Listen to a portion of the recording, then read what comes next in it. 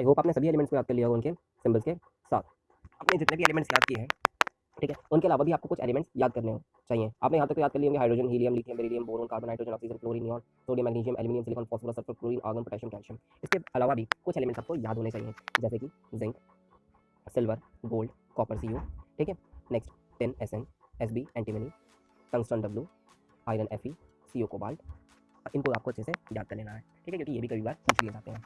और ये periodic table है जिसमें से आपने कैल्शियम तक आपने याद किया है। एक्चुअल में ये पूरे एलिमेंट्स हैं सारे के सारे, और ये 118 है। अभी इनके बिहाफ पर मैं आपको इलेक्ट्रॉनिक कॉन्फ़िगरेशन दिखाऊंगा, जो कि KLMN है, ठीक है। ये KLMN बहुत लो लेवल की इलेक्ट्रॉनिक कॉन्फ़िगरेशन है, इसका ज़्यादा कहीं यूज़ नहीं। आपका जो यूज़ है वो SPDF है, ठीक है। लेकिन हाँ, आप इसका यूज़ करके आप इजीली फॉर्मूले बनाना सीख जाएंगे। और SPDF क्यों यूज़ करते हैं हम, क्योंकि एक्चुअल में ये इलेक्ट्रॉनिक कॉन्फ़िगरेशन जो है वो बहुत इंपॉर्टेंट इलेक्ट्रॉनिक कॉन्फ़िगरेशन है, और इसी की वजह से आपको बहुत सारी चीज़ें क्लियर हो जाती है जो आपको KLMN से क्लियर नहीं होती। तो ये जो आप सीखोगे, ये आप सीखोगे 11th और 12th में। तो ये है एक्चुअल में पीरियोडिक टेबल। और इस पीरियोडिक टेबल के बारे में थोड़ी सी आइडिया मैं आपको दे देता हूँ, क्योंकि आपने कैल्शियम तक तो याद कर ही लिया है। तो ये कहलाता है आपका first block, sorry S block, ये कहलाता है पी ब्लॉक, और ये कहलाता है डी ब्लॉक, और ये एफ ब्लॉक, ठीक है। और इसी एस ब्लॉक में यहाँ पे ये ग्रुप्स हैं। ये एक्चुअल में कितने ग्रुप्स हैं, ये एक्चुअल में आपके 18 ग्रुप्स हैं। और 7 आपको इस तरह से पीरियड देखने को मिल जाएंगे, लेफ्ट टू राइट आपको पीरियड 7 देखने को मिलेंगे, और अप टू डाउन आपको ग्रुप देखने को मिलेंगे, जो है टोटल 18। यहाँ पे आपको ये चीज़ ध्यान रखने देने वाली है कि इन्हीं की हेल्प की वजह से, इन्हीं एलिमेंट की हेल्प की वजह से पूरी केमिस्ट्री जो है इन्हीं पे बेस्ड है, और इसी से ही आप आगे की चीज़ें देखोगे। आपको एक चीज़ ध्यान देने वाली है, अगर अपने बैलेंसीज को याद करेंगे तो इन ग्रुप्स को आपको ध्यान देना होगा। इन ग्रुप के अंदर जो बैलेंसीज होती है वो सेम रहती है, ठीक है। अब कैसे सेम रहती है हम अपनी आगे वीडियो में देखेंगे। एक बार फिर समझ लीजिए, ये आपका एस ब्लॉक है, ये डी ब्लॉक, सॉरी ये पी ब्लॉक, ये डी ब्लॉक, और ये एफ ब्लॉक। इनके बारे में मैंने आपको बहुत बेसिक जानकारी दे दी है, जैसे कि डी ब्लॉक को inner transition metal, sorry transition metal कहा जाता है, एंड एफ ब्लॉक को इनर ट्रांजिशन मेटल कहा जाता है। ये ग्रुप्स हैं। इस तरह से जब आप टॉप टू बॉटम आते हैं तो आपको ग्रुप्स मिलेंगे, टोटल 18 ग्रुप है। और अगर आप लेफ्ट टू राइट जाते हैं तो आपको पीरियड्स मिलेंगे, टोटल आपके 7 पीरियड हैं, ठीक है। 1 2 3 4 5 6 एंड 7, ये आपके 7 पीरियड्स आपको यहाँ पे देखने को मिल जाते हैं। इसके बाद इसमें एक और मेन चीज़ है जो आपको थोड़ी बहुत पता होनी चाहिए, जैसे आप अभी वैलेंसी सीखेंगे, तो यहाँ पे आप देखिए कि ये जो पहला ग्रुप है इसमें सबकी वैलेंसी सेम रहेगी। इसकी भी वैलेंसी 1, इसकी भी वैलेंसी 1, इसकी भी वैलेंसी 1, इसकी भी वैलेंसी 1। ग्रुप 2 में सबकी वैलेंसी सेम रहेगी, बेरिलियम की भी 2, मैग्नीशियम की भी 2 और कैल्शियम की भी 2। यहाँ पे बोरोन और एल्यूमिनियम दोनों की वैलेंसी 3 होगी। कार्बन और सिलिकॉन दोनों की वैलेंसी 4, नाइट्रोजन फॉस्फोरस दोनों की valency again 3, oxygen and sulphur दोनों की वैलेंसी 2, फ्लोरीन और क्लोरीन दोनों की वैलेंसी -1 या -1। और यहाँ पे ये जो जितने भी आप ये एलिमेंट देख रहे हैं इन्हें कहा जाता है नोबल गैसेस, ठीक है। ये नोबल गैसेस क्या करते हैं, ये एक्चुअल में कुछ नहीं करते, ये किसी के साथ कोई रिएक्शन नहीं दिखाते, इस वजह से इनकी जीरो वैलेंसी होती है। अभी अगर आप इनके बारे में थोड़ा बहुत जानते हैं तो मैंने जो बात आपको बताई वो थोड़ी बहुत समझ में आई होगी, नहीं आई तो कोई बात नहीं, वीडियो शुरू करते हैं, इलेक्ट्रॉनिक कॉन्फ़िगरेशन शुरू करते हैं, जहाँ पे आपको ये सारी चीज़ें अच्छे से समझ में आ जाएंगी। बस अभी आप इतना ध्यान रखिए, अगर आप जब इलेक्ट्रॉनिक कॉन्फ़िगरेशन सीख लें, वैलेंसी आपको पता चल जाए क्या होती है, आपको याद करने में यहाँ से थोड़ी आसानी हो जाएगी कि इनके ग्रुप्स हैं, इन सबकी वैलेंसी सेम रहती है। इस पीरियोडिक टेबल के बारे में आप बहुत अच्छे से 10th क्लास में पढ़ेंगे, जहाँ आपको बताया जाएगा कि एक्चुअल में क्या है, ये बनी कैसे है, ठीक है। तो चलिए शुरू करते हैं इलेक्ट्रॉनिक कॉन्फ़िगरेशन। इलेक्ट्रॉनिक कॉन्फ़िगरेशन, अब यहाँ पे इलेक्ट्रॉनिक कॉन्फ़िगरेशन में मैं आपको पहले भी बता चुका हूँ एटम और एंड स्ट्रक्चर वाली वीडियो में, आपको लिंक डिस्क्रिप्शन में मिल जाएगा, नहीं पता तो आप वहाँ पे जाके देख सकते हैं। शेल एनर्जी लेवल्स होते हैं, आपको पता है कि न्यूक्लियस के अराउंड इलेक्ट्रॉन्स रिवॉल्व करते हैं, ठीक है। और ये अपने जहाँ लॉजिस्टिक्स पाथ में रिवॉल्व करते हैं उन्हें कहा जाता है एनर्जी लेवल या फिर शेल। अब ये एनर्जी लेवल 4 तरीके के हैं बेसिकली, KLMN, ठीक है, जिसमें जो इलेक्ट्रॉन्स हैं वो कुछ इस फॉर्म में फिट होते हैं, यानी कि 2 8 18 एंड 32। बट एक्चुअल जिसका फॉर्मूला है वो है 2n²। बट एक्चुअल जो चीज़ है कि इलेक्ट्रॉन किस तरीके से फिल होंगे वो थोड़ी डिफरेंट है। बस आप इतना ध्यान रखिए, बहुत सिंपल वे में, ज़्यादा कुछ दिमाग लगाने की जरूरत नहीं, के शेल के अंदर कंप्लीटली 2 इलेक्ट्रॉन होंगे, फिर एल शेल में 8, एम में भी 8 और एन में भी 8, यानी कि आपको आउटर मोस्ट शेल में यानी वैलेंस शेल में आपको जो नंबर ऑफ इलेक्ट्रॉन्स रखने हैं वो 8 रखने हैं, के को छोड़ के। के में बस 2 आएंगे और बाकी सब में 8 8। और आपको एक चीज़ और ध्यान देनी है कि सबसे पहले के शेल फिल होगा, फिर एल, फिर एम एंड फिर एन, यानी कि जब के शेल कंप्लीटली फिल हो जाएगा 2 इलेक्ट्रॉन से, तब आपको नेक्स्ट शेल के अंदर जाना है, यानी कि तब आप नेक्स्ट शेल में इलेक्ट्रॉन्स भरेंगे। तो सबसे पहले हम अपना एलिमेंट ले लेते हैं हाइड्रोजन। हाइड्रोजन का एटॉमिक नंबर 1। अब इस एटॉमिक नंबर 1 होने की वजह से जो इसके पास केवल एक इलेक्ट्रॉन है, यानी कि एटॉमिक नंबर क्या चीज़ डिपेक्ट कर रहा है, number of electron in an element, यानी कि एक एलिमेंट में कितने इलेक्ट्रॉन्स हैं। अब इस इलेक्ट्रॉन को हम फिल करते हैं, तो सबसे पहले जो हमारे रूल के अकॉर्डिंग के शेल, के अंदर कितने इलेक्ट्रॉन होंगे, 2 इलेक्ट्रॉन, ठीक है। अब 2 इलेक्ट्रॉन को हम फिल करते हैं, लेकिन हमारे पास यहाँ पे तो केवल एक है, तो सबसे पहले 1 इलेक्ट्रॉन आ गया, ठीक है। ये इसके एटॉमिक स्ट्रक्चर है, तो 1 इलेक्ट्रॉन आ गया, तो इस वजह से इसकी इलेक्ट्रॉनिक कॉन्फ़िगरेशन 1 हो जाएगी, ठीक है। अब बैलेंसी क्या है अभी हम थोड़ी देर में समझते हैं। आ जाइए दूसरे एलिमेंट पे, हीलियम। हीलियम का एटॉमिक नंबर 2, तो इसकी इलेक्ट्रॉनिक कॉन्फ़िगरेशन क्या हो जाएगी देखते हैं। सबसे पहले शेल, के शेल, उसके अंदर ये एक इलेक्ट्रॉन आ गया और ये दूसरा इलेक्ट्रॉन, तो यानी कि के शेल के अंदर हमें कितने इलेक्ट्रॉन चाहिए थे, 2 चाहिए थे, तो 2 यहाँ पे कंप्लीटली फेल हो चुके हैं इस केस में। अब यहाँ पे ये कंप्लीटली फेल हो चुके हैं, तो इसका मतलब ये है कि इसकी वैलेंसी क्या हो जाएगी, 0, यानी कि ना तो ये इलेक्ट्रॉन देगा ना ये इलेक्ट्रॉन लेगा। अब मान लीजिए यहाँ पे इसके पास एक इलेक्ट्रॉन ना होता हाइड्रोजन की तरह, मान लीजिए यहाँ पे हाइड्रोजन के पास नहीं है तो ये इलेक्ट्रॉन लेता, तो जब ये इलेक्ट्रॉन लेगा तो ये नेगेटिव चार्ज कंटेन करेगा, यानी कि इसकी वैलेंसी जो जाएगी -1 हो जाएगी। और अगर मान लीजिए ये अपना एक इलेक्ट्रॉन दे देता है, ठीक है, तो इसकी वैलेंसी जो जाएगी वो पॉजिटिव में हो जाएगी और हाइड्रोजन जो है वो पॉजिटिव चार्ज कंटेन करेगा। अभी हम चार्ज के बारे में भी बहुत डिटेल में पढ़ेंगे आगे। हीलियम, हीलियम के पास 0 वैलेंसी है, क्यों है? क्योंकि इसके पास इलेक्ट्रॉनिक कॉन्फ़िगरेशन इसकी 2 है, इलेक्ट्रॉनिक कॉन्फ़िगरेशन 2 क्यों है? क्योंकि एटॉमिक नंबर 2 है और रूल के अकॉर्डिंग के शेल में केवल और केवल 2 इलेक्ट्रॉन आ सकते हैं, तो हमने यहाँ पे 2 इलेक्ट्रॉन भर दिए। अब ये कंप्लीटली फिल हो गए हैं इसके शेल, ठीक है? अब इसको कोई ज़रूरत नहीं है, ना तो ये किसी से लेगा इलेक्ट्रॉन, ना ये किसी को देगा इलेक्ट्रॉन, यही अपने में खुश है। अब आगे एग्जाम्पल देखते हैं, वो है हमारा फॉस्फोरस। फॉस्फोरस एटॉमिक नंबर इसका 15। अब इसकी इलेक्ट्रॉनिक कॉन्फ़िगरेशन भी देख लेते हैं। अब रूल के अकॉर्डिंग सबसे पहले हम के शेल फिल करेंगे, तो 2 इलेक्ट्रॉन्स यहाँ पे फिल हो गए। नेक्स्ट अब हम एल शेल में जाएंगे, ये जो हमारा सेकंड शेल है, इसके अंदर हमें 8 इलेक्ट्रॉन मिनिमम भरने हैं, तो 1 2 3 4 5 6 7 8 8 इलेक्ट्रॉन हो गए। अब हम यानी कि के शेल से एल शेल में बोला था 8 इलेक्ट्रॉन होने चाहिए, यहाँ पे 8 इलेक्ट्रॉन हो गए। अब हम जाएंगे एम शेल के अंदर, एम शेल में 1 2 3 4 5, अब यहाँ पे हैं 5 इलेक्ट्रॉन्स। अब ऑक्टेट कंप्लीट करने के लिए हमें कितने इलेक्ट्रॉन चाहिए होते हैं? 8, जैसे हम अपना ऑक्टेट रूल बोलते हैं, यानी कि ऑक्टेट रूल ये कहता है कि लास्ट ऑर्बिट में 8 इलेक्ट्रॉन होने चाहिए। हाँ, हाइड्रोजन और हीलियम के केस में ये ड्यूप्लेट कहा जाता है, क्योंकि के शेल के अंदर केवल और केवल 2 इलेक्ट्रॉन्स होने चाहिए, बट यहाँ पे ये आपका कहलाएगा ऑक्टेट, क्योंकि 8 इलेक्ट्रॉन्स हैं, ठीक है। इसी चीज़ को कहा जाता है कंप्लीशन ऑफ ऑक्टेट, यानी कि लास्ट ऑर्बिट में, यानी कि वैलेंस शेल के अंदर आपके पास पूरे के पूरे 8 इलेक्ट्रॉन होने चाहिए, तभी आप बोलेंगे कि वो कंप्लीटली फिल्ड है और बैलेंस है। अब यहाँ पे देख रहे हैं हम, इसकी जो वैलेंस इलेक्ट्रॉन है वो 5 है। वैलेंस इलेक्ट्रॉन क्या होते हैं आपको पता होना चाहिए, जो लास्ट ऑर्बिट में कितने इलेक्ट्रॉन्स हैं उन्हें कहा जाता है वैलेंस इलेक्ट्रॉन, और लास्ट शेल को कहा जाता है वैलेंस शेल। अब यहाँ पे 5 है, अब हमें टोटल चाहिए 8, है हमारे पास 5, तो कितने की कमी है? 3 की, तो ये 3 इलेक्ट्रॉन्स ले लेगा किसी से, यानी कि 3 की कमी होगी, यानी 3 इलेक्ट्रॉन्स इसे चाहिए होंगे, तो जब ये लेगा तो इसके पास नेगेटिव वैलेंसी आ जाएगी। अब हम अपने नेक्स्ट एलिमेंट की तरफ बढ़ते हैं, बोरोन। बोरोन का एटॉमिक नंबर 5, तो इसकी इलेक्ट्रॉनिक कॉन्फ़िगरेशन क्या हो जाएगी? चलिए इसके एटॉमिक स्ट्रक्चर से देखते हैं। तो 5 इलेक्ट्रॉन है, तो सबसे पहले 2 इलेक्ट्रॉन्स भर दिए हमने के शेल में। अब के शेल के बाद हम जाएंगे एल शेल में, तो 2 इलेक्ट्रॉन्स भरने के बाद हम एल शेल के अंदर जाते हैं। अब कितने बचे हमारे पास? 3 इलेक्ट्रॉन्स, तो 1 2 3, सॉरी ये 2 इलेक्ट्रॉन्स नहीं आएंगे यहाँ पे, इसका एटॉमिक स्ट्रक्चर ये गलत है। आप बता सकते हैं अगर यहाँ पे 2 इलेक्ट्रॉन्स और होते इसके अंदर तो ये किस एलिमेंट का एटॉमिक स्ट्रक्चर होता? प्लीज़ कमेंट बॉक्स में लिखें, जिससे पता चल जाए मुझे कि आप चीज़ें समझ रहे हैं, आपको चीज़ें समझ में आ रही हैं। अब इसकी वैलेंसी क्या हो जाएगी? तो इलेक्ट्रॉनिक कॉन्फ़िगरेशन पहले देख लेते हैं, उसके बाद ही हमें वैलेंसी पता चलेगी इसकी वैलेंसी क्या होगी। तो इसकी इलेक्ट्रॉनिक कॉन्फ़िगरेशन हो जाएगी 2 and 3, ठीक है। अब क्यों 2 3 हुई? के शेल के अंदर 2 and एल शेल में 3, सिंपल सी चीज़ है। अब आगे देखते हैं इसकी वैलेंसी क्या होगी। अब कंप्लीट करने के लिए हमें 8 इलेक्ट्रॉन चाहिए होते हैं, 8 तो यहाँ पे नहीं है, 3 है, कितने की कमी है? 5 की, 5 इलेक्ट्रॉन्स की। अब 5 इलेक्ट्रॉन्स की हमारे पास कमी है, तो हमें 5 इलेक्ट्रॉन्स, मैं इसे अच्छे से लिख देता हूँ,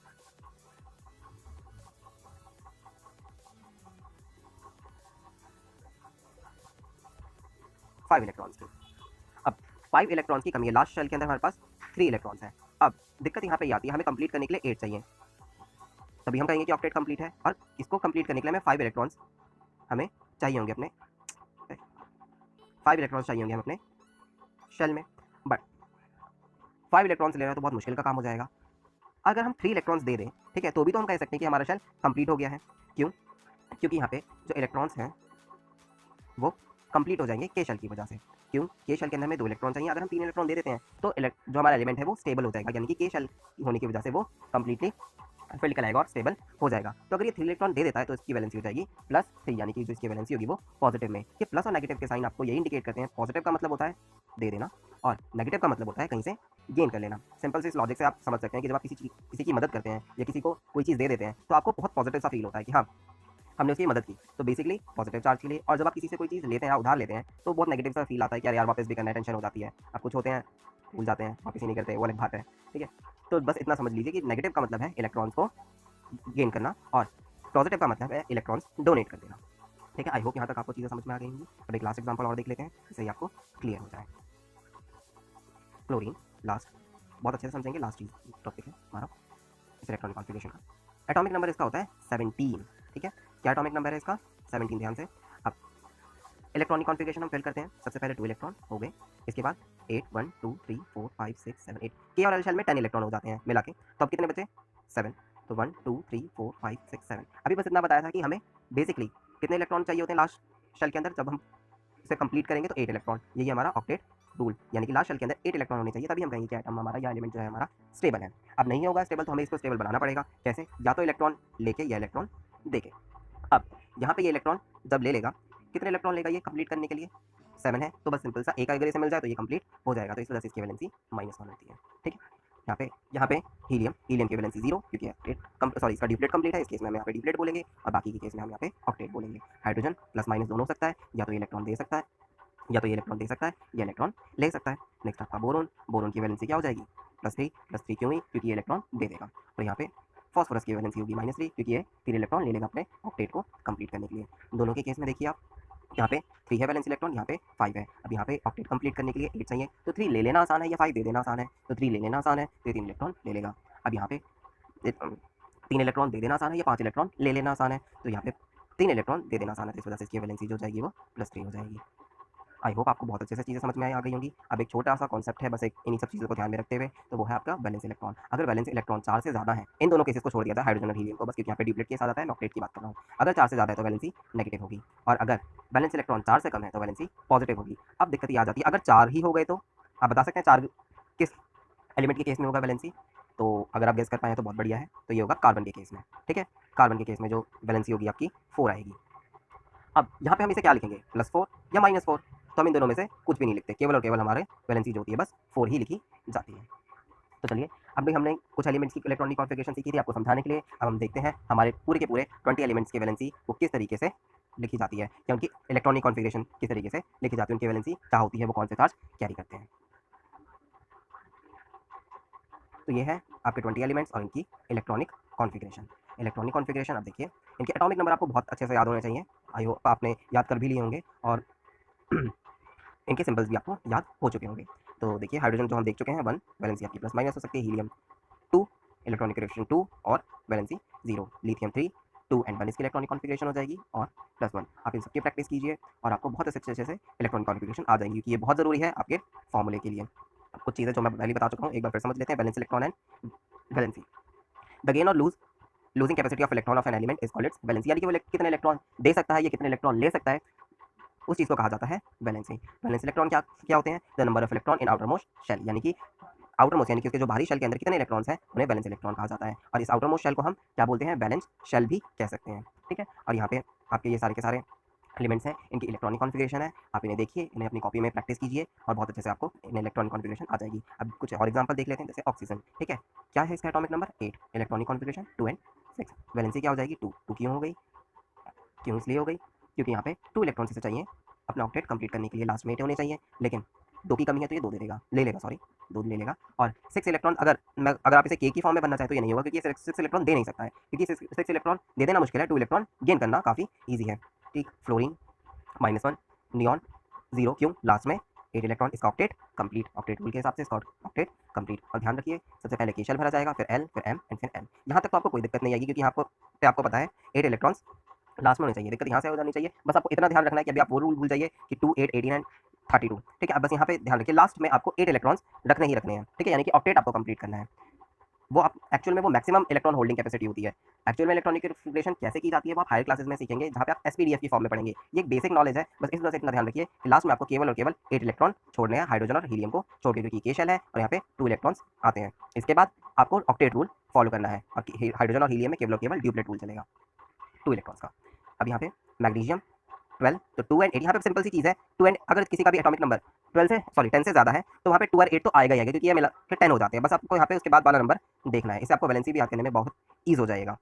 मैग्नीशियम 2 + 2, एल्यूमिनियम +3, कैसे हो गया देख लेते हैं। 2, 8, 10 एंड 3, 13। लास्ट बैलेंस शेल के अंदर बैलेंस इलेक्ट्रॉन कितने? 3। ठीक है, तो 3 होने की वजह से इस पे पॉजिटिव वैलेंसी हो जाएगी। पॉजिटिव क्यों हो गई? क्योंकि 3 इलेक्ट्रॉन दे देना आसान है 5 इलेक्ट्रॉन लेने के मुकाबले। Next silicon 2, 8 and 4। अब यहाँ पे आपने देखा 4 इलेक्ट्रॉन आ गए, तो हम इसको पॉजिटिव लिखें या नेगेटिव लिखें नहीं मालूम, तो हम यहाँ पे कुछ भी नहीं लिखते, हम बस सिंपल 4 लिख के छोड़ देते हैं। अब क्लोरीन का हम देख चुके हैं पहले, पोटेशियम का देख लेते हैं एक बार। 2, 8, 8 एंड 1, क्यों? 19, 2, 8, 10, 8 कितना हो गया? 18 एंड 1, 19। बस आपको यहाँ पे ध्यान रखना है लास्ट में 8 होनी चाहिए, इस वजह से हमने 2, 8, 8 यहाँ पे लिखा है। लास्ट बैलेंस इलेक्ट्रॉन इसका 1 हो जाएगा। अब यहाँ पे देखिए, इसको अपना ऑक्टेट कंप्लीट करने के लिए 7 चाहिए, तो 7 ले लेना आसान है या 1 दे देना आसान है, तो 1 दे देना आसान है, तो यहाँ पे पॉजिटिव 1 आ जाएगा इसकी वैलेंसी। कैल्शियम +2, आर्गन 0, क्यों? कमेंट में बता सकते हैं आप मुझे। ठीक है, आपको बहुत अच्छे से ये चीज़ें समझ में आ गई होंगी। कोई डाउट है तो आप कमेंट सेक्शन में पूछ सकते हैं, मैं ज़रूर रिप्लाई करूँगा।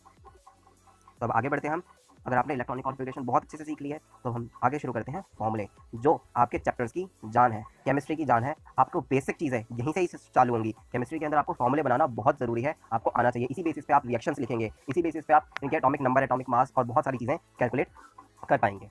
तो चलिए शुरू करते हैं अब इनके फॉर्मूले बनाना। अच्छा, इससे पहले मैंने एक चीज़ आपको बताई थी पीरियोडिक टेबल में कि बैलेंसी आपको चीज़ें याद रहेंगी। ठीक है, कैसे आप याद रहेंगी उनको देख लेते हैं एक बार। अब यहाँ पे जैसे मैंने आपको बताया था कि यहाँ पे बैलेंसी जो है वो इस ग्रुप के अंदर सेम रहती है। अब देखिए, hydrogen 1, lithium 1, sodium 1 and potassium again 1, इन सब की वैलेंसी +1 है। बेरिलियम, मैग्नीशियम, कैल्शियम इन सब की वैलेंसी +2 है। अब hydrogen helium, neon and argon इनकी वैलेंसी 0 है। फ्लोरीन, क्लोरीन इनकी वैलेंसी -1 है। ऑक्सीजन, सल्फर इनकी वैलेंसी -2। नाइट्रोजन एंड फॉस्फोरस इनकी वैलेंसी -3। कार्बन, सिलिकॉन इनकी वैलेंसी 4। बोरोन एंड एल्यूमिनियम इनकी वैलेंसी +3। ठीक है, की +2 और की +1। ठीक है, अब यहाँ पे इनसे आपको बहुत ईजिली वैलेंसी भी याद हो जाएंगी। ठीक है, कि वैलेंसी इनकी क्या होती है। अब देख लेते हैं एक बार। यहाँ पे भी देखिए, आपको क्रॉस चेक हो जाएगा। अभी हम बताया था ऑक्सीजन एंड सिलिकॉन इनकी, ऑक्सीजन एंड सल्फर इनकी वैलेंसी 2। नेक्स्ट जिनकी वैलेंसी 0 थी, हीलियम, नियॉन, आर्गन इनकी वैलेंसी 0। अब जिनकी वैलेंसी 4 थी, कार्बन एंड सिलिकॉन। ठीक है, तो यहाँ से आपको क्रॉस चेक हो जाएगा। आप कैसे भी इन्हें याद कर सकते हैं, बस आपको इनकी वैलेंसीज पता होनी चाहिए ताकि आप फॉर्मूले को बहुत अच्छे से सीख सकें। तो अब शुरू करते हैं अपने फॉर्मूले बनाना। अब इससे पहले आपको पता होने चाहिए आयंस क्या होते हैं। ठीक है, यही जो आपने अभी सीखा आयंस के बारे में कि एलिमेंट्स के बारे में कि इनके ऊपर पॉजिटिव वैलेंसी हो सकती है और इनके नेगेटिव वैलेंसी हो सकती है। इसी को हम चार्ज की फॉर्म में कैटायन और एनायन बोलते हैं। Cation positive charge particle, anion negative charge particle. अभी आप बहुत सिंपल वे में इतना याद रखिए, जिसके ऊपर पॉजिटिव, जिसकी वैलेंसी पॉजिटिव हो रही है वो कैटायन होगा और जिसकी वैलेंसी नेगेटिव आ रही है वो एनायन होगा। ठीक है, अब यहाँ पे पॉजिटिव, कैटायन, नेगेटिव, एनायन इसे कैसे याद रखें, कई बार कंफ्यूजन हो जाती है, कैटायन पे नेगेटिव चार्ज होता है या पॉजिटिव चार्ज होता है। तो बस यहाँ पे सिंपल सा एक चीज ध्यान देखिए, कैटायन में एक लेटर आता है टी, जो कुछ कुछ आपके पॉजिटिव सिंबल की तरह दिखता है। तो cation positive, anion negative, simple, कोई दिक्कत नहीं। पॉलीएटॉमिक आयन, अब ये पॉलीएटॉमिक आयन क्या होते हैं? तो पॉलीएटॉमिक आयन वो होते हैं a group of atom contain some charge, यानी कि आपको ग्रुप ऑफ एटम दिखेगा, उसके ऊपर लिखा होगा +2, -2 या -3 या -1, तो ये आपका तो ये आपका पॉलीएटॉमिक आयन्स होते हैं। ठीक है, अब इनके बारे में हम देखते हैं। इसके बाद हम देखेंगे मर्क्यूरी, लेड और ये फॉस्फोरस एक्चुअल में क्या चीज़ें हैं। तो आपकी बुक में एक टेबल बनी है जहाँ पे आपको ये कैटायन और एनायन आपको देखने को मिल जाएंगे। ठीक है, अब जैसे यहाँ पे आयन्स, सोडियम पॉजिटिव, पोटेशियम के पॉजिटिव, सिल्वर Ag पॉजिटिव। अब यहाँ पे ये ऊपर पॉजिटिव की एक्चुअल में इनकी वैलेंसी ही लिखी हुई है जो इस प्लस और माइनस की फॉर्म में है। हाइड्रोजन पॉजिटिव और chloride negative, bromide negative, iodide I negative.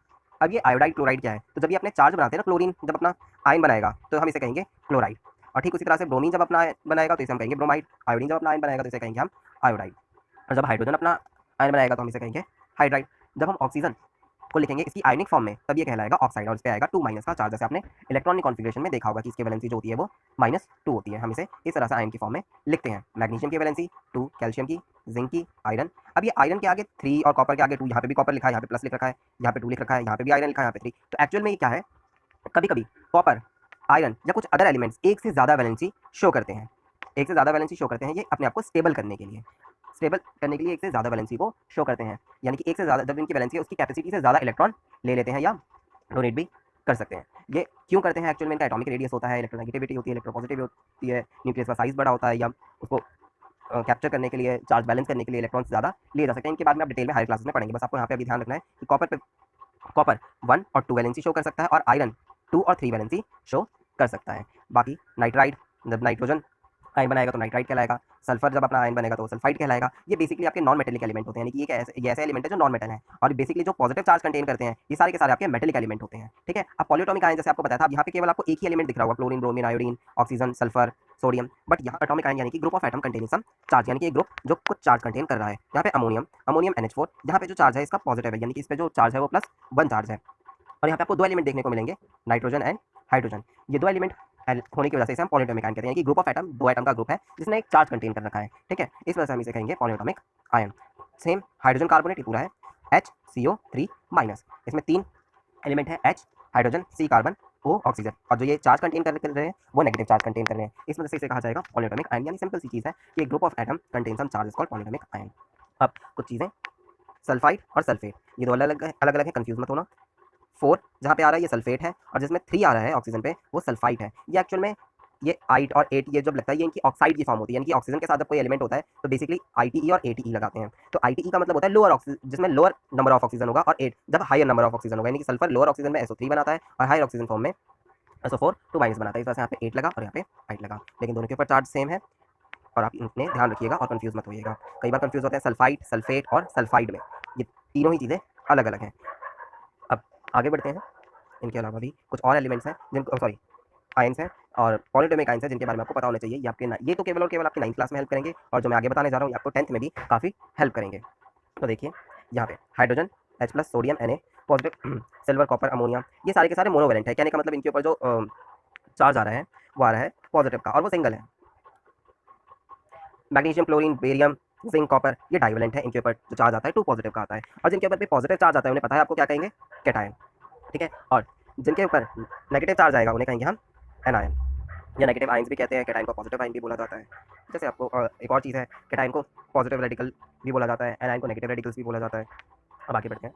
Hydride H- hydroxide, OH-, chloride, Cl-, bromide, Br-। जब भी आप ऐसे नाम सुने ऑक्साइड, नाइट्राइड, क्लोराइड, तो ये इनकी आयनिक फॉर्म है।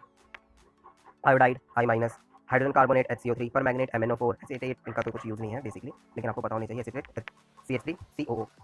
अब ये सारे के सारे मोनोवेलेंट हैं। Divalent H2- oxide, O2- carbonate, CO3 sulphate, इन्हें आपको बहुत अच्छे से याद करना है।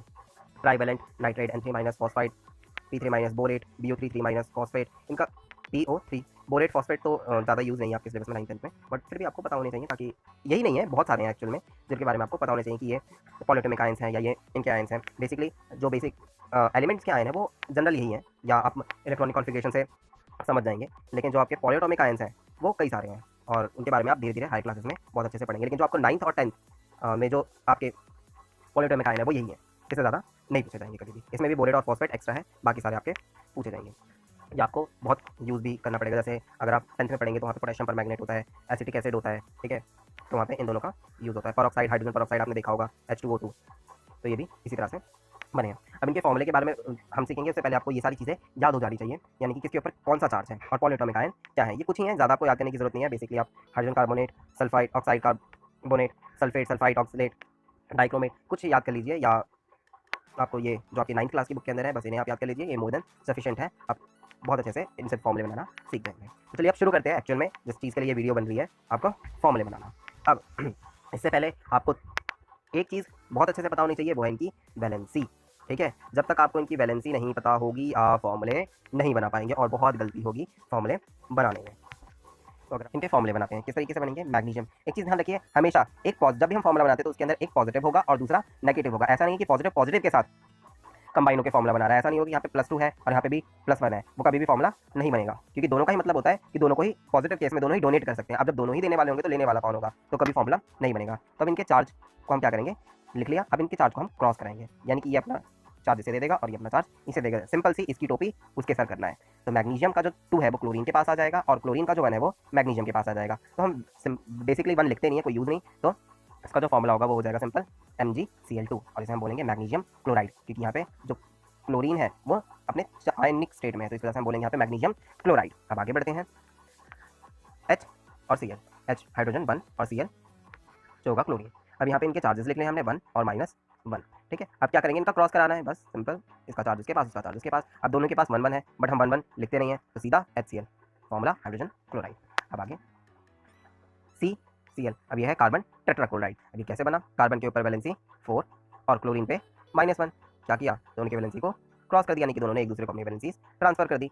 अब दोनों ने एक दूसरे को अपनी वैलेंसी ट्रांसफर कर दी, तो फॉर्मूला आपका बन गया CCl4, सिंपल, कोई दिक्कत ही नहीं। कार्बन और इसको हम बोलेंगे कार्बन टेट्रा क्लोराइड, ठीक है, टेट्रा इसलिए क्योंकि यहाँ पे 4 आया है, तो 4 इंडिकेट टेट्रा। तो यहाँ पे आपको नाम से भी क्लियर हो जाएगा, अगर आप कोई कार्बन टेट्रा क्लोराइड बोल रहे हैं तो आपको CCl बोल रहा है, 4 बोलना है। हाइड्रोजन क्लोराइड पूछ रहा है तो HCl। अब आगे अपने नेक्स्ट एग्जाम्पल पे बढ़ते हैं। कैल्शियम, कैल्शियम की वैलेंसी +2 और ऑक्सीजन की वैलेंसी 2-, दोनों ही अपनी वैलेंसी एक दूसरे को दे देंगे, सिंपल सा इसकी टोपी उसके साथ, काम खत्म। अब CaO, अब आपको कन्फ्यूजन होगी, इसे तो मेरे को ये लिखना चाहिए था Ca2O2, मैंने ये क्यों नहीं लिखा, सही से लिख देता हूँ मैं, Ca2O2। अब यहाँ पे क्या करेंगे हम, एक्चुअल में जो फॉर्मूला हम लिखते हैं वो उनकी सिंपलेस्ट रेशियो में होता है, तो बस इतना समझ लीजिए, ये 2 से 2 कैंसिल आउट हो गया, और यहाँ पे हमने लिखा सिंपल CaO, यानी कि कैल्शियम ऑक्साइड। अब नेक्स्ट आगे बढ़ते हैं। अब कई बच्चे होंगे यहाँ पे कंफ्यूज रहेंगे। अब वो हर जगह मैथ्स लगाने लग जाएंगे, अरे काटो काटो इसे, यहाँ पे भी 2 में से 1 माइनस करेंगे और कहीं कुछ गड़बड़ कर देंगे, तो ऐसा मत करना भाइयों। सिंपल आपको यहाँ पे चीज़ ध्यान देनी है, सिंपलेस्ट रेशियो में रखना है, यानी डिवाइडिंग का रूल निकालना है आपको। सिंपल सा एक ही नंबर से ये दोनों डिवाइड हो जा रहे हैं 2 से, तो आपने यहाँ पे CaO लिख दिया। आगे बढ़ते हैं अपने दूसरे फॉर्मूले पे, कैल्शियम हाइड्रोक्साइड। ठीक है, कैल्शियम हाइड्रोक्साइड जो है उसकी वैलेंसी देख लेते हैं। कैल्शियम की वैलेंसी कितनी है आपके पास? कैल्शियम की वैलेंसी जो है वो है 2। ठीक है, और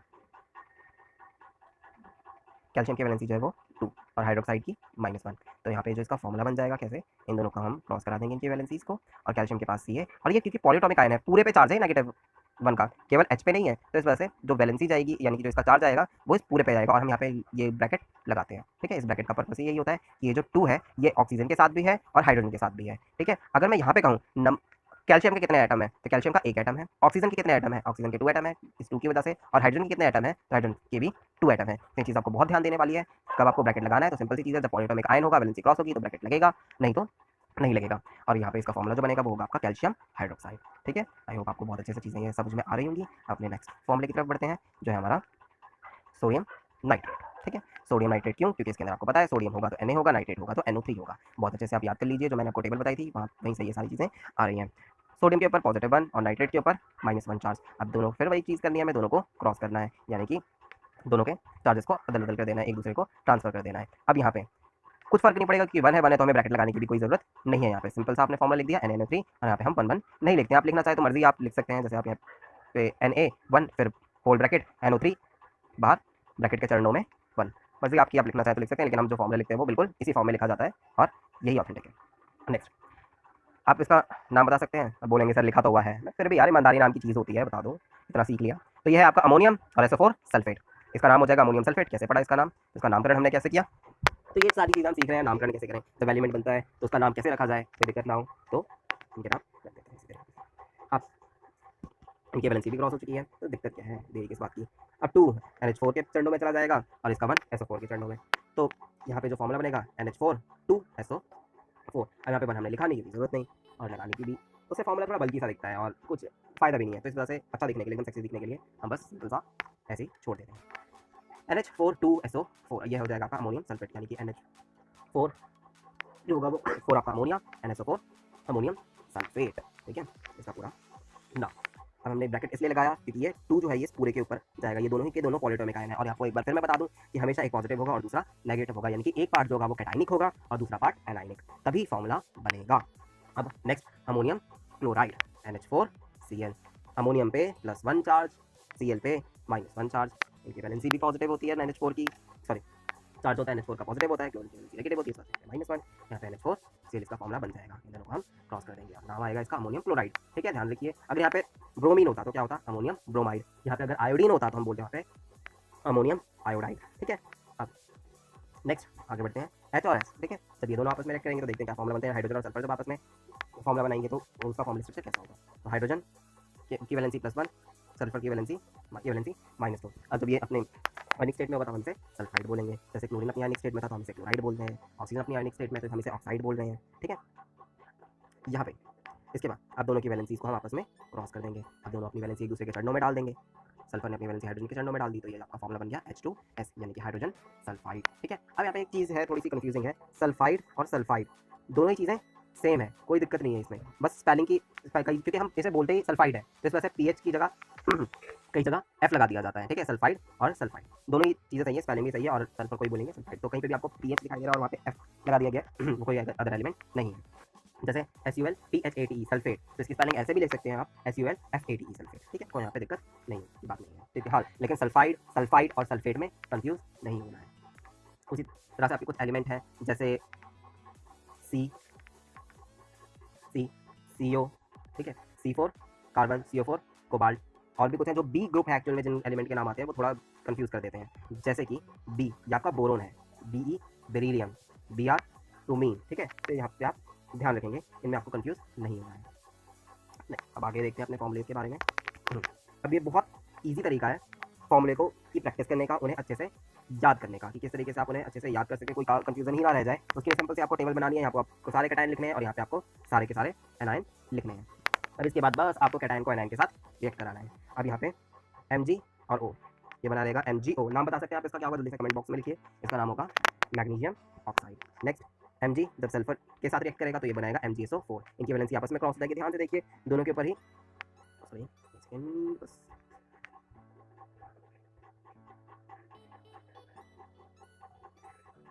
दोनों के ऊपर ही प्लस प्लस 2 का चार्ज है, ठीक है। तो इस वजह से यहाँ पे MgO सेम सिमिलरली यहाँ पे भी दोनों एक के ऊपर प्लस का चार्ज है और एक के ऊपर माइनस का चार्ज है, लेकिन जो वैल्यू है वो दोनों की सेम है। 2 यहाँ पे भी 2 यहाँ पे भी, तो ये प्लस माइनस आपस में ना समझ लिए रिजॉल्व हो जाएंगे और आपका फॉर्मूला मिलेगा MgSO4। अब यहाँ पे जब मैग्नीशियम हाइड्रोक्साइड के साथ रिएक्ट करेगा तो ये Mg और OH ट्वाइस बना लेगा फॉर्मूला। कैसे? इसका 2 चार्ज इसके पास है, इसका नेगेटिव Mg के पास हम 1 लिखते नहीं, तो इस वजह से मैग्नीशियम हाइड्रोक्साइड इसका फॉर्मूला। मैग्नीशियम कार्बोनेट MgCO3, यहाँ पे भी 2 है, यहाँ पे भी 2 है, लिखने की कोई जरूरत नहीं। अब आ जाइए नाइट्रेट पे। मैग्नीशियम नाइट्रेट कैसे बनेगा? MgAra, ठीक है, सिंपल। और नाइट्रेट यहाँ से, अब नाइट्रेट के लिए नाइट्रेट पे जो चार्ज है वो नेगेटिव है, नेगेटिव अपना चार्ज ये मैग्नीशियम को दे देगा और मैग्नीशियम अपना पॉजिटिव चार्ज पूरे नाइट्रेट को दे देगा। तो यहाँ पे हमें इस वजह से ब्रैकेट लगाने की जरूरत पड़ी। अब तो आपको बिल्कुल अच्छे से फॉर्मूला याद हो ही जाना चाहिए, यानी कि आप एकदम अच्छे से आपको कोई भी फॉर्मूला अगर आपसे कोई भी पूछ दे एल्यूमिनियम ऑक्साइड तो आप बहुत इजीली बता सकते हो उसका फॉर्मूला Al2O3। आप बता सकते हैं एल्यूमिनियम ऑक्साइड कहाँ पर है, किस कॉलम में है, ठीक है। अगर आपने बता दिया तो मैं तो इतना श्योर हूँ कि आपको ये सारी फॉर्मूले अच्छे से याद हो गए होंगे। या सॉरी याद क्या, अब तो आप बहुत अच्छे से बना लोगे, फॉर्मूले याद करने की जरूरत नहीं, आपको चीज़ समझ में आ गई।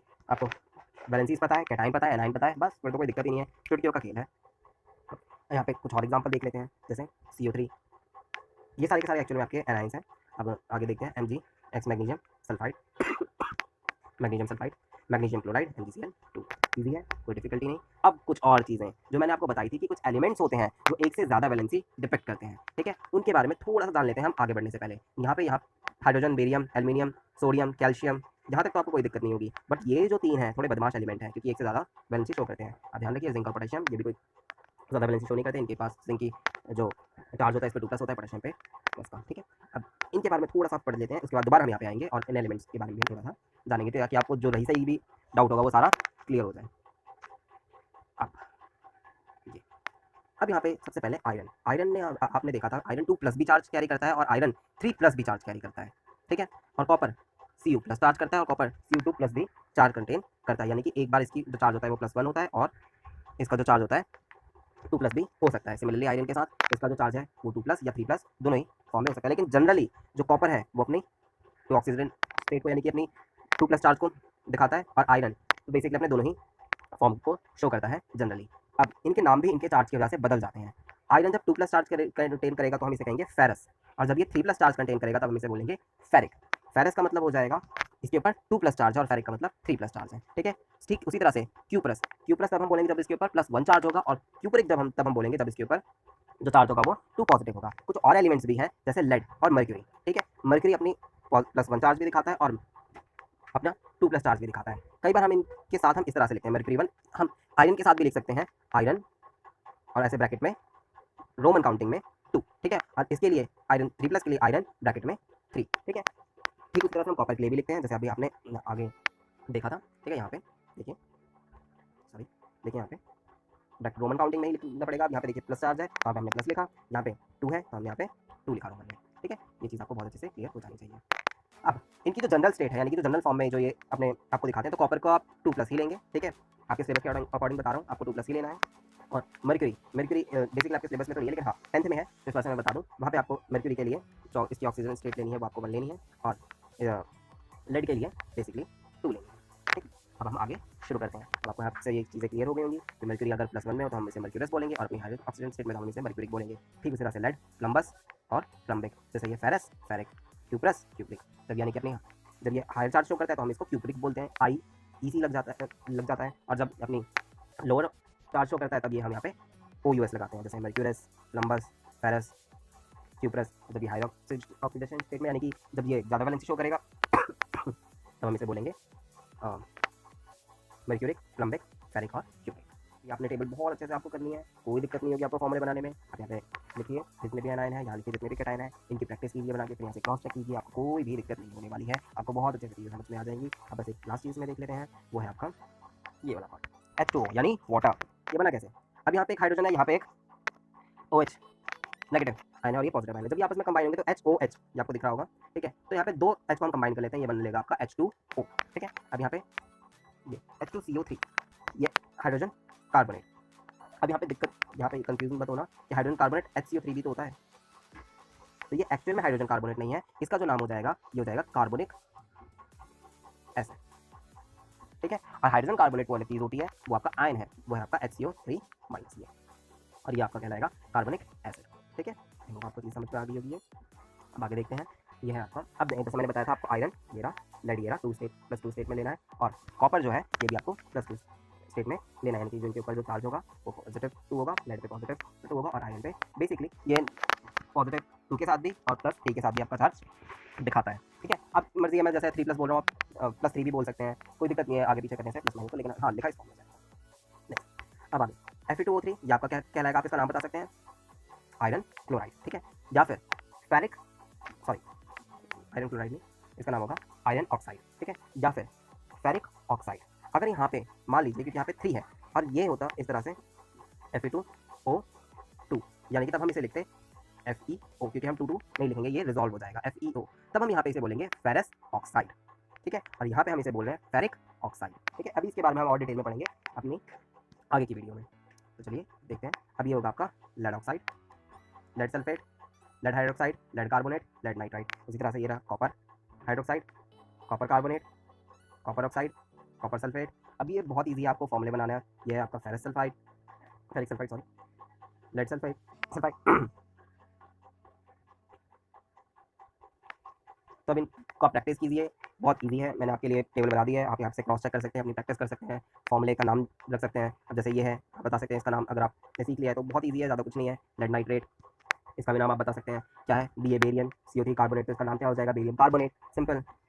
Na2O क्या नाम हो जाएगा इसका, सोडियम ऑक्साइड, बस सिंपल, कोई दिक्कत नहीं। और यहाँ पे कैल्शियम ऑक्साइड ये रहा, अगर आपको बोले कोई कैल्शियम कार्बोनेट, सिंपल CaCO3, तो आपको बोले एल्यूमिनियम सल्फाइड, तो एल्यूमिनियम Al2 सल्फाइड पे, सॉरी Al पे 3+ सल्फाइड पे, तो माइनस पे इसका फॉर्मूला हो जाएगा Al2S3, सिंपल, कोई दिक्कत नहीं, ठीक है।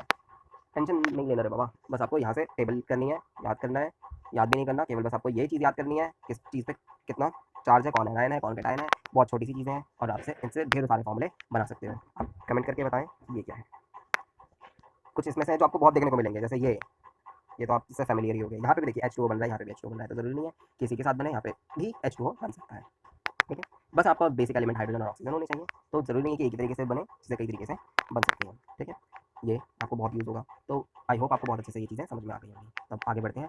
अब आपने बहुत अच्छे से फॉर्मूले बनाने सीख लिए हैं, अगर आप बस इतना ही सीखना चाहते हैं कि आपने को फॉर्मूले का आइडिया बेसिक आ जाए, तो यहाँ तक आपके लिए सफिशिएंट है। अगर आप हायर क्लासेस में 11th 12th में साइंस नहीं लेना चाहते, तो यहाँ तक आपने बहुत अच्छे से सीख लिया है, ठीक है। और अगर दूसरी चीज़ें होंगी वो आप आराम से धीरे धीरे 9th 10th में सीख जाएंगे, कोई दिक्कत वाली बात नहीं है। लेकिन अगर आप थोड़ा एडवांस लेवल का सीखना चाहते हैं, आपको साइंस में इंटरेस्ट है और 11th 12th में आप साइंस लेना चाहते हैं, तो आप ये वीडियो आगे जरूर देखिए, क्योंकि आगे आपके बहुत सारे जो कन्फ्यूजन है वो क्लियर हो जाने वाले हैं। इतने डिटेल में कोई भी नहीं बताएगा, आप केवल बहुत बस ये फॉर्मूले बहुत चुटकियों में ये चीज़ें खत्म हो जाती हैं कि बस सिंपल सी ये चीज़ बता देना, ये करो, यहाँ पे क्रॉस करो, इसका चार्ज इसके चरणों में, काम खत्म। लेकिन हाँ, कई बार आप देखते हैं फेरिक लिखा होता है, कहीं फेरिस लिखा होता है, कहीं पे आप देखते हैं नाइट्रिक एसिड लिखा रहता है, कहीं पे नाइट्रस एसिड लिखा रहता है, तो ये क्यों, इनके नाम क्या है, ये रोमन काउंटिंग में क्यों लिखे जाते हैं, वो अब हम आगे डिटेल में पढ़ने वाले हैं। तो अगर आपके पास कोई फॉर्मूला भी गिवन होगा, तो अभी आप उसका ऊपर कितना चार्ज है या बता सकते हैं, ठीक है, या उसकी वैलेंसी क्या होने वाली है।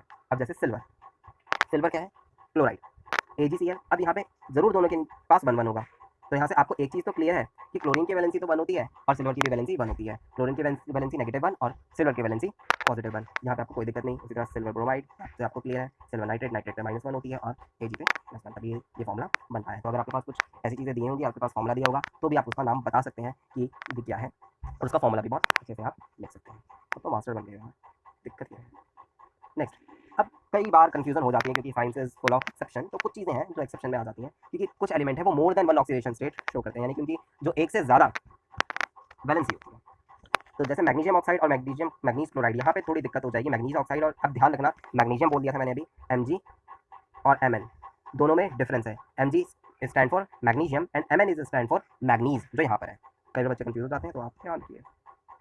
अब तो मैग्नीज डाइऑक्साइड MnO2, अब यहाँ से क्लियर नहीं होगा कि मैग्नीज की वैलेंसी क्या है, क्योंकि एक्चुअल में 2 भी शो कर सकता है, 4 भी शो करता है, 3 भी शो करता है और एक से ज़्यादा वैलेंसी जैसे शो करता है। लेकिन बस 9 10th के हिसाब से ज़्यादा टेंशन नहीं लेना, जितना आया हो केवल आपके 9 10th के लिए है, और थोड़ा बहुत मैंने एक्स्ट्रा बताया है ताकि आपको आगे हेल्प हो। लेकिन जितना आपको 9 10th में सफिशिएंट रिक्वायरमेंट है, वो पूरी की पूरी, एक भी फॉर्मूला नहीं छोड़ा है, एक भी टॉपिक नहीं छोड़ा है फॉर्मूले के रिगार्डिंग, वो सारी चीज़ें यहाँ सारे डाउट्स आपके क्लियर होने वाले हैं। मैग्नीज डाइऑक्साइड, ठीक है, तो मैग्नीज डाइऑक्साइड MnO2 सिंपल सा, मैग्नीज क्लोराइड MnCl2, कोई दिक्कत नहीं। हाँ, अब यहाँ पे मैग्नीज 4 वैलेंसी शो कर रहा है, ठीक है, तो इस वजह से जो वैलेंसी यहाँ पे होगी इसकी, हमने ब्रैकेट में इस तरह से हम 4 लिखेंगे मैग्नीज के बाद, यहाँ पे जैसे लिखा हुआ है। अब आगे बढ़ते हैं, कुछ फॉर्मूले हैं जैसे कि आपको याद रहने चाहिए, ये कंपाउंड्स के नेम है जो आपको बिल्कुल अच्छे से याद होना चाहिए। जैसे मीथेन, ये आपको बहुत देखने को मिलेगा क्लास 10 के 4th चैप्टर में। और भी है मीथेन, इथेन, प्रोपेन, ब्यूटेन, वो बहुत डिटेल में पढ़ेंगे, उनके वो भी फॉर्मूले हैं, एक तरह से ऑर्गेनिक केमिस्ट्री है, लेकिन अभी सिंपल सी चीज़ है, methane CH4, ammonia NH3, nitric acid HNO3। ठीक है, अब देखिए जैसे मीथेन है CH4 है, अमोनिया है, नाइट्रिक एसिड है, अब ammonia NH3, nitric acid HNO3, या फिर इसे हम हाइड्रोजन नाइट्रेट भी बोलेंगे।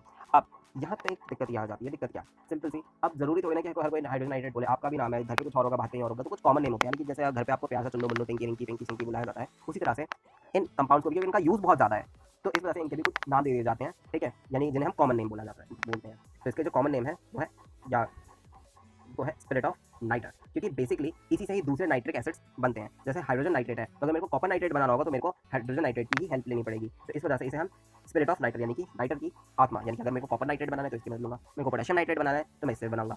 कैसे बनाते हैं, एक्चुअल में एक डिस्प्लेसमेंट रिएक्शन होती है सिंपल सी, ये आप 10th क्लास में पढ़ोगे जब आप डिस्प्लेसमेंट रिएक्शन पढ़ोगे वहाँ पे, तो इस वजह से स्पिरिट ऑफ नाइटर भी कहा जाता है। इसको लैटिन में एक्वा फ्रुट्स बोलते हैं। ठीक है, क्यों बोलते हैं, एक्चुअल में एक्वा का मतलब होता है वाटर। ठीक है, स्ट्रॉन्ग वाटर इसे कहा जाता है। बेसिकली ये नाइट्रिक एसिड जो होता है वो बहुत स्ट्रॉन्ग एसिड होता है, यानी कि अगर आप किसी मेटल पे डालोगे तो वो बेसिकली उसे गला देगा, तो इस वजह से स्ट्रॉन्ग वाटर बोला जाता है। ठीक है, अब आगे बढ़ते हैं, कुछ गैसेस के बारे में पढ़ लेते हैं। जैसे कार्बन मोनोऑक्साइड, मोनो यानी कि वन, सिंगल, तो O, carbon dioxide CO2, sulphur dioxide SO3, sorry SO2, और सल्फर ट्राइऑक्साइड SO3।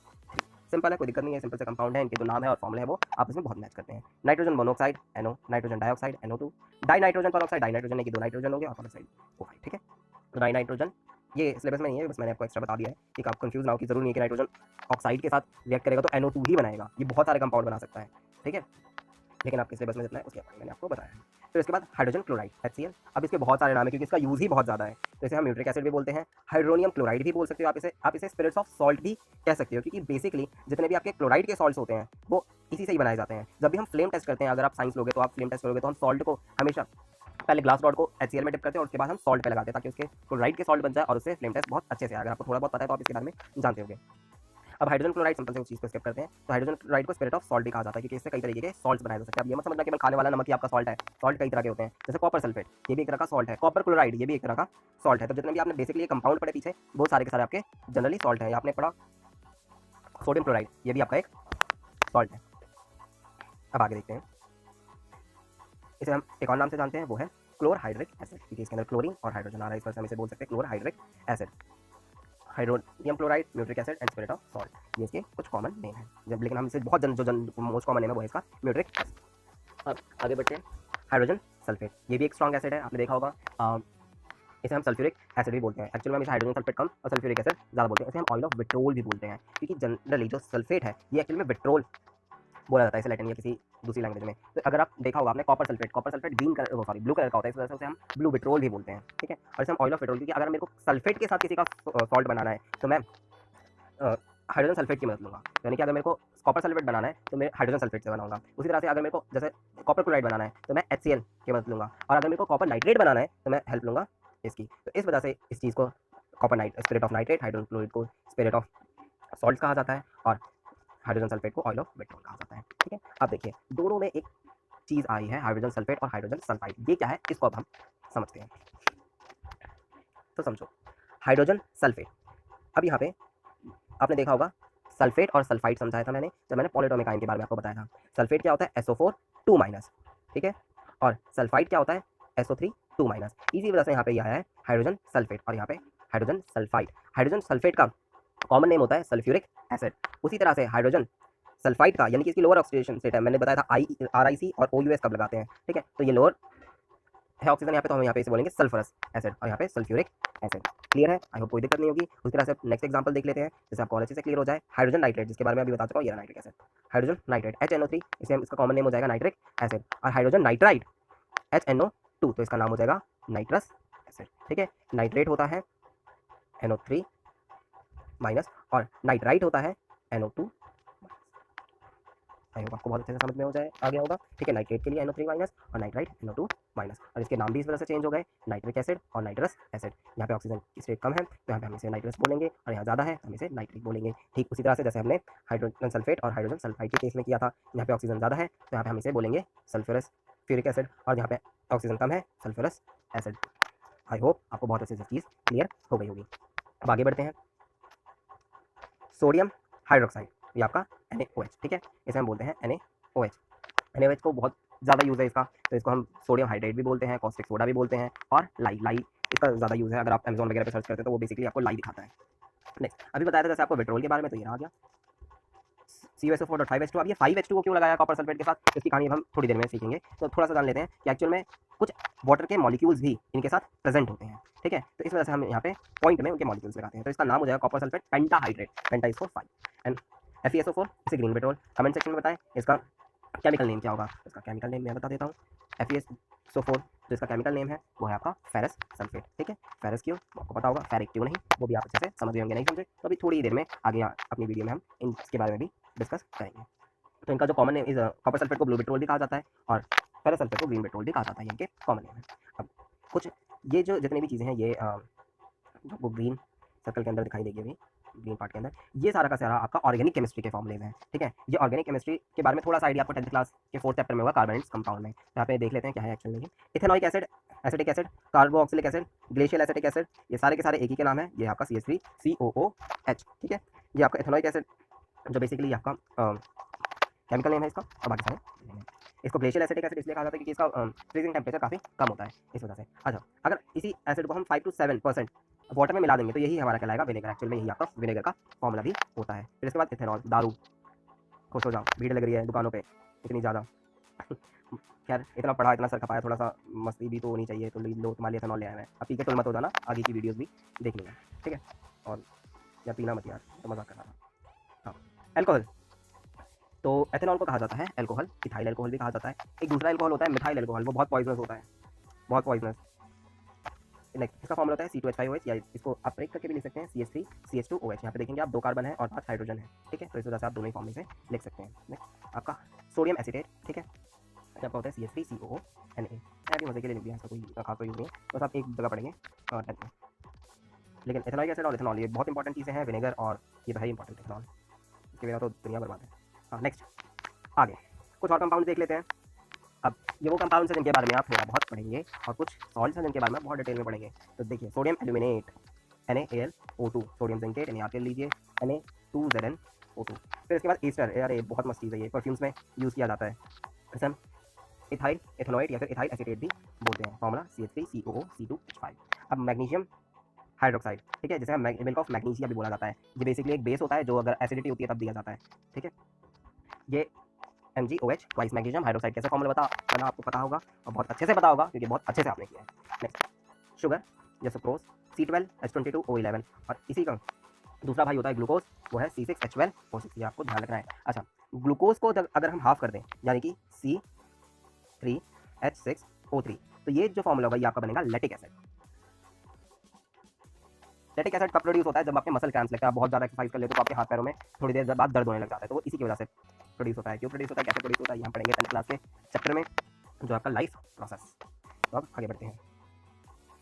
अब यहाँ पे कुछ इंपॉर्टेंट कंपाउंड्स है, यहाँ से बहुत इंपॉर्टेंट कंपाउंड शुरू होने वाले हैं जिनके बारे में आप इनकी प्रोडक्शन कैसे होती है, कहाँ इनका यूज़ होता है, या पढ़ेंगे 10th क्लास में। लेकिन आपको फॉर्मूले पता होने चाहिए अगर आप किसी कॉम्पिटेटिव एग्जाम की तैयारी कर रहे हैं तो, ठीक है। यहाँ पे बहुत डिटेल में पढ़ोगे आप 10th क्लास के अंदर कि इनकी प्रोडक्शन कैसे होती है, इनका यूज़ क्या है और किन किन कंपाउंड को मिक्स करके ये बनाए जाते हैं। ये जो चैप्टर होगा एसिड बेस सॉल्ट। तो कैल्शियम ऑक्सीक्लोराइड, ध्यान रखना इनके कॉमन नेम भी इसे कहते हैं ब्लीचिंग पाउडर, ठीक है, CaOCl2।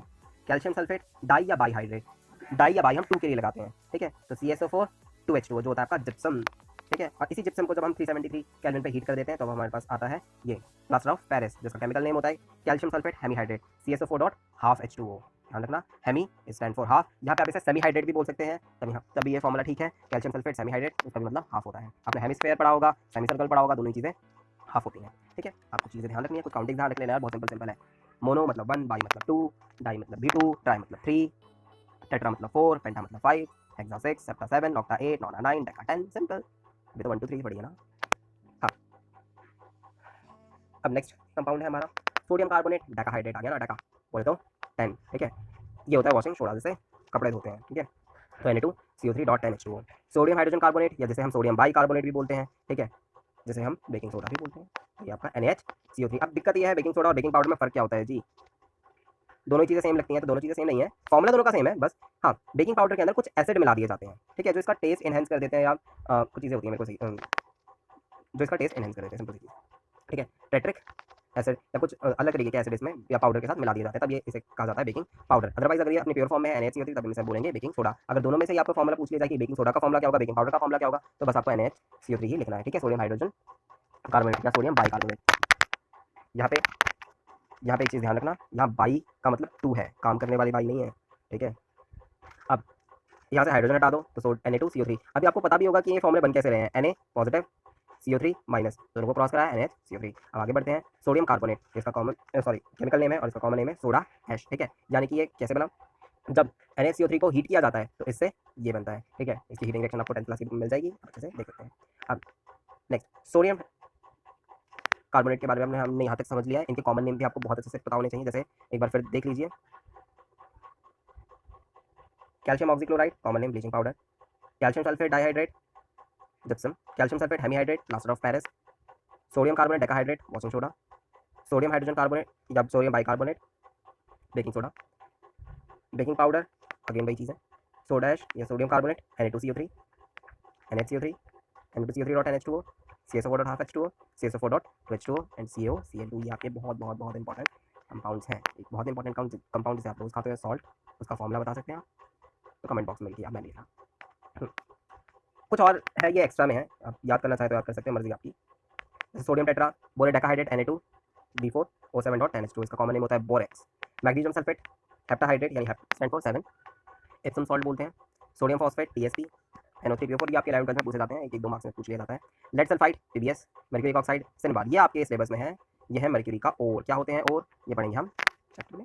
Next urea Na2CO NH2CO NH2 या CH4NO2, आप इसे लिख सकते हैं जैसे आपको सुटेबल लगे।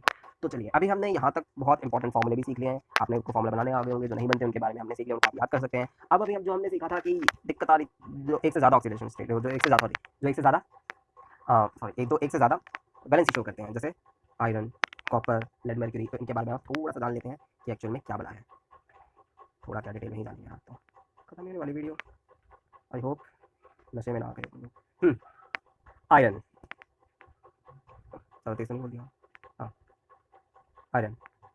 अब आयरन अपनी 2 वैलेंसी शो करता है, एक तो +2 और दूसरी +3। अब इनकी रिएक्शन करा के देखते हैं, इनका फॉर्मूला बना के देखते हैं सल्फेट के साथ। तो जब आयरन सल्फेट के साथ 2+ वैलेंसी के साथ करेगा तो ये बनेगा FeSO4। इसका जो नाम होगा वो होगा ferrous sulphate. Lower valency show कर रहा है तो फेरस, हायर वैलेंसी शो करेगा फेरिक। इसका फॉर्मूला हो जाएगा Fe2SO4 3 थ्राइस, ठीक है, ब्रैकेट के बाद। अब इसे लिखेंगे कैसे, फेरस सल्फेट हमने लिख दिया, यहाँ से तो क्लियर है, लेकिन अगर मैं आयरन लिख रहा हूँ तो मेरे को यहाँ पे रोमन लगाना पड़ेगा इसका, ठीक है, यानी कि रोमन में इसकी वैलेंसी लिखनी पड़ेगी, आयरन 2 सल्फेट, आयरन 3 सल्फेट। यहाँ पे कोई दिक्कत नहीं है, लेकिन अगर मैं आयरन सल्फेट बोलूँगा तो कंफ्यूजन हो जाएगी कि किसके साथ ये शो कर रहा है। अब हमने वहाँ पे देखा था, आपने ये बता सकते हैं ये क्या है, अभी बताया था, ये है आपका ग्रीन पेट्रोल यानी फेरस सल्फेट। अब ये 7H2O क्या है, तो ये एक्चुअल में 7H2O ये लगे रहते हैं आपके बहुत वीक बॉन्ड के साथ, ठीक है, बहुत वीक फोर्स के साथ इसके साथ अटैच होते हैं। इसी वाटर मॉलिक्यूल की वजह से इसका जो कलर होता है वो ग्रीन होता है, ठीक है, और ग्रीन होने की वजह से इसे हम हाइड्रेट सॉल्ट कहते हैं। लेकिन जब आप इसे हीट करेंगे तो ये सारा का सारा उड़ जाएगा और इसका कलर चेंज हो जाएगा, ठीक है। अब नेक्स्ट आगे बढ़ते हैं, और अगर फेरिक लिखा होगा तो ये ठीक है, क्लियर है। अब आगे क्लोरीन के साथ तो वही चीज़ है, आपको बहुत अच्छे से क्लियर हो गई होगी, शायद मेरे को तो बताने की जरूरत नहीं होगी, अब आप शायद बोर हो गए क्योंकि आपको चीज़ें समझ में आने लग गई हैं।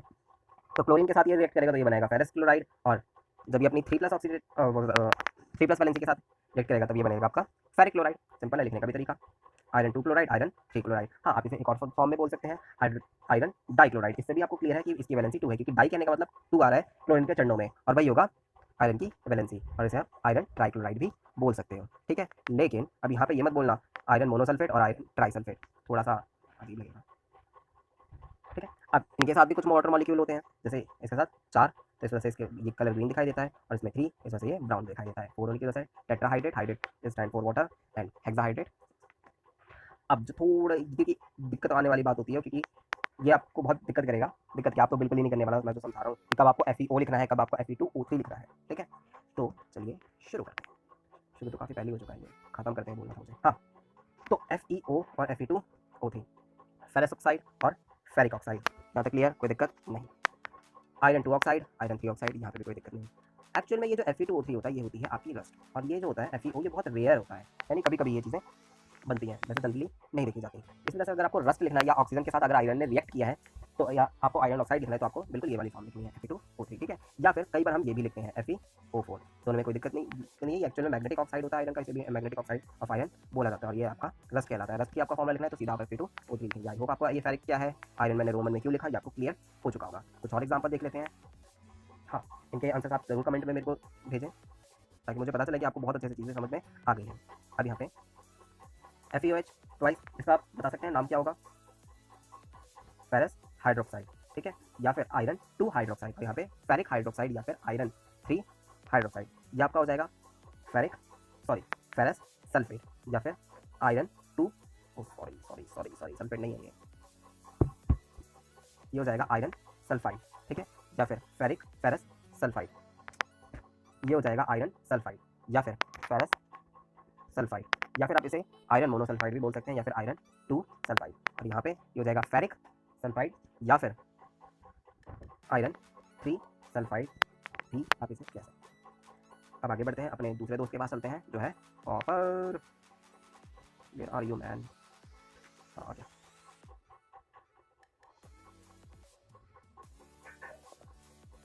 तो शुरू करते हैं।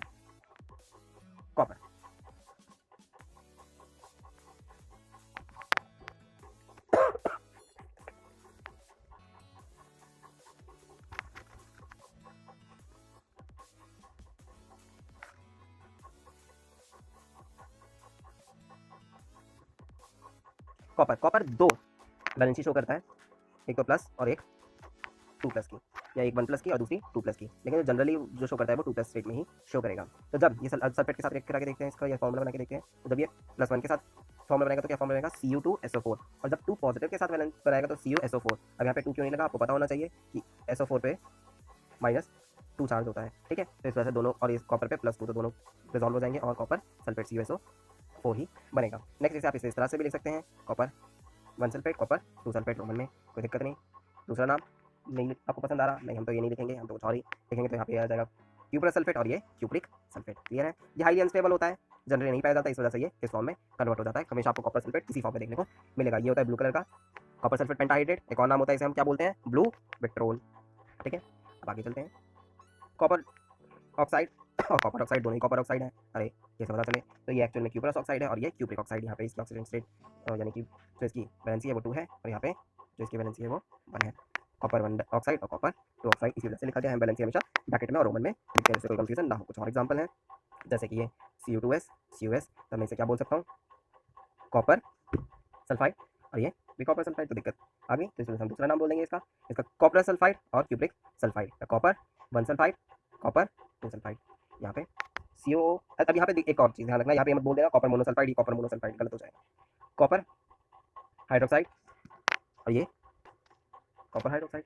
अब कॉपर हाइड्रोक्साइड अगर आपको बोले तो केवल और केवल आपको यही लिखना है, ठीक है, क्योंकि जो कॉपर है वो अपनी 2+ ऑक्सीडेशन स्टेट में ज़्यादा रहता है, तो ज़्यादा चांसेस आपको यही वाले लिखने हैं, ठीक है। कॉपर ऑक्साइड एक्चुअल में इसका जो नाम हो जाएगा वो कंफ्यूजन दूर करने के लिए वो हो जाएगा क्यूप्रिक हाइड्रोक्साइड, और ये हो जाएगा आपका कॉपरस हाइड्रोक्साइड, ये आपका cuprous chloride, cupric chloride, copper 1 chloride, copper 2 chloride.